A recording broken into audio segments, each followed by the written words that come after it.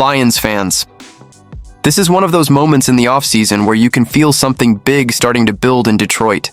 You know that feeling when the season ends, you take a breath, and then suddenly the conversations start getting serious? Not just small roster tweaks, I'm talking about the kind of discussions that can actually shape what this team looks like when September rolls around.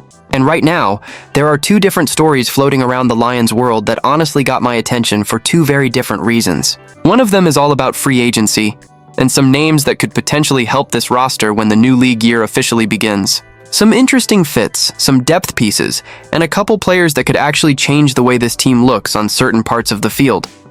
But the other story, that one is the kind of rumor that makes you stop for a second and go, wait, are we seriously talking about this right now?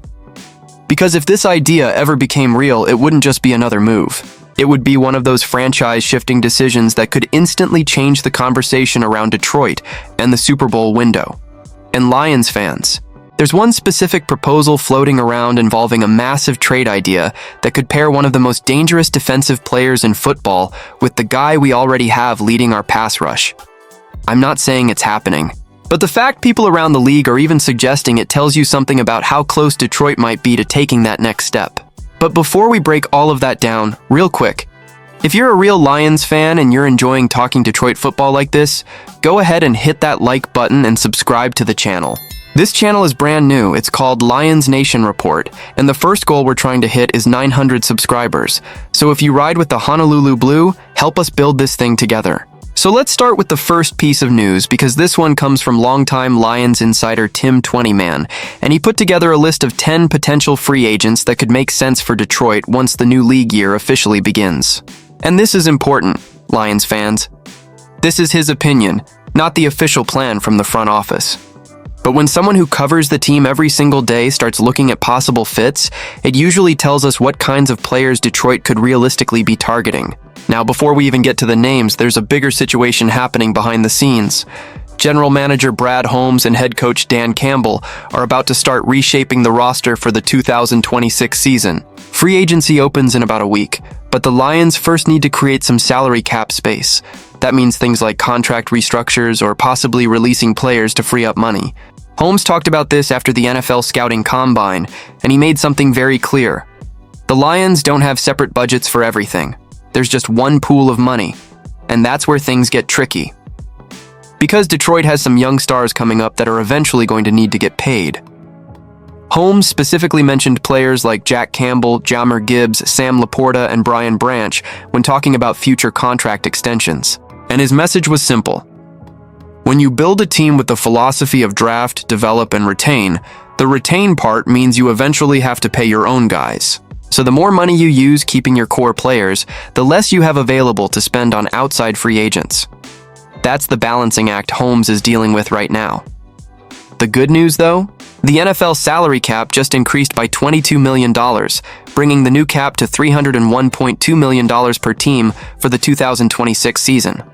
So Detroit does have some extra flexibility to work with. Now let's talk about the names 20man mentioned.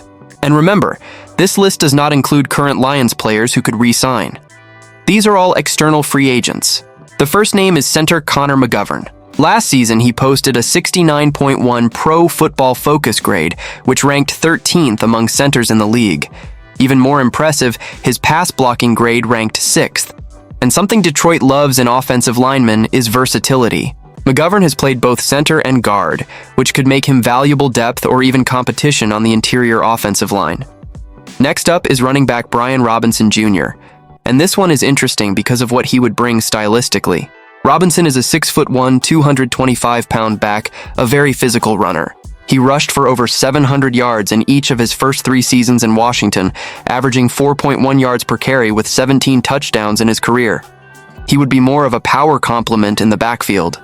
Then we have Cade Mays, another offensive lineman who has played both guard and center during his time in Carolina. Over the last 2 seasons, he started 20 games at center, and here's a stat that really stands out.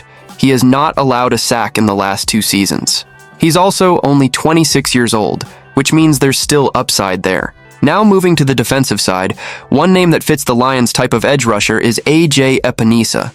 He's 6'6", 260 pounds, exactly the type of size profile Detroit likes on the edge. His sack numbers dipped to 2.5 last season, but the 3 years before that he had 6, 6.5, and 6.5 sacks, plus 31 quarterback hits during that stretch. And maybe the most important part? He's incredibly durable. In 6 seasons, he's never played fewer than 14 games. Next is cornerback Tariq Woolen, and Lions fans probably remember him. Woolen has been a serious ball producer. In his first 4 seasons, he's recorded 12 interceptions and 53 passes defended. Quarterbacks throwing his direction have posted a 70.6 passer rating. Yes, penalties have been an issue at times, but his ability to create turnovers would absolutely add competition in Detroit's cornerback room. Then there's safety Alohi Gilman, who brings something the Lions value a lot: versatility. He has 51 career starts and can line up all over the secondary. In 2025 alone, he played 543 snaps at free safety, 314 in the box, and 106 at slot corner. Players who can move around like that are extremely valuable in modern defenses. Another name that jumped out is Joey Bosa. Yes, that Joey Bosa. Last season with the Buffalo Bills, he played 15 games, which was the healthiest he's been since 2021. He finished the year with 54 quarterback pressures, 5 sacks, 16 quarterback hits, and 5 forced fumbles, which actually led the league. When healthy, Bosa is still a serious disruptor. Now on offense again, 20-man mentioned tight end Charlie Kolar. Kolar has been the 3rd tight end in Baltimore, behind Mark Andrews and Isaiah Likely, so his opportunities were limited. But when he did play, he showed strong blocking ability with a 71.5 run blocking grade, ranking 8th among qualified tight ends. And over the last 2 seasons, he's averaged more than 14 yards per reception, which suggests there could be more potential there. Then there's linebacker Justin Sternad, who quietly had the best season of his career in 2025. He finished with a 72.1 PFF grade, ranking 26th among linebackers while playing 575 defensive snaps. He's also a very effective blitzer, generating 17 pressures and 4.5 sacks on just 84 pass rush snaps. And finally, another center, Tyler Biadasz. He's 28 years old and already has 92 games played with 84 starts between the Cowboys and Commanders. Last season, he earned a 70.7 overall PFF grade, ranking 16th among centers. He's particularly strong in the run game, and in 6 seasons, he has allowed only 10 total sacks. So when you look at this whole list, Lions fans, you start to see the pattern.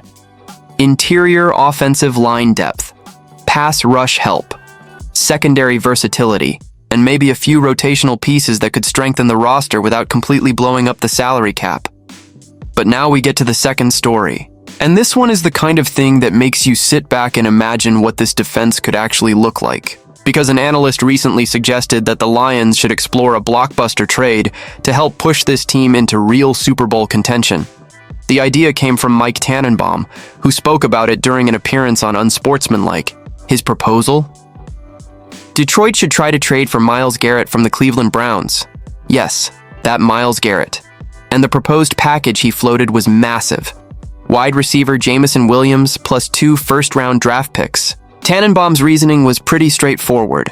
He said if Cleveland isn't close to competing right now, trading a future Hall of Fame player could help them start a reset. His exact thinking was basically this. Cleveland went 5-12 last season, even with Garrett having a historic year. So why not move him while his value is sky high? And for Detroit, his argument was that the Lions might be one elite pass rusher away from becoming a true Super Bowl contender. He even said pairing Myles Garrett with Aiden Hutchinson could completely transform the defense. And Lions fans, just imagine that for a second. 2 elite edge rushers on opposite sides. Quarterbacks would have nowhere to go. And the numbers behind Garrett's season make the idea even more wild. He recorded 23 sacks last year, the highest single-season total in league history. But even with that production, Cleveland still finished last in the AFC North. Now, of course, this situation isn't simple. Garrett signed a 4-year, $160 million contract extension, so trading him would create significant dead money for Cleveland.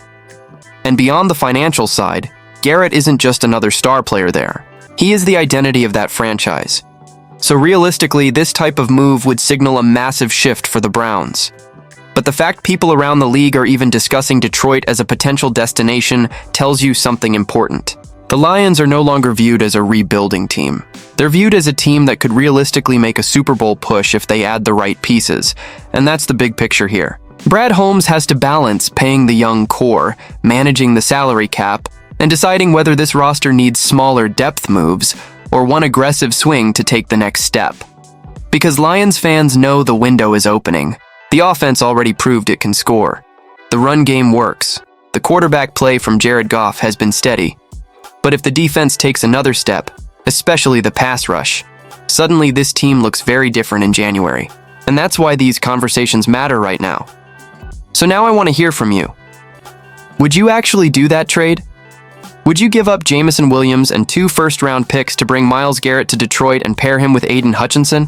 Or do you think that price is just way too high? Drop your thoughts in the comments because I know Lions fans are going to have strong opinions about this one. And if you enjoyed talking Detroit football with me, hit the like button and subscribe to the channel. This channel is still brand new, Lions Nation Report, and we're trying to reach our first goal of 900 subscribers. So if you're part of the Honolulu Blue faithful, subscribe and let's build this Lions community together.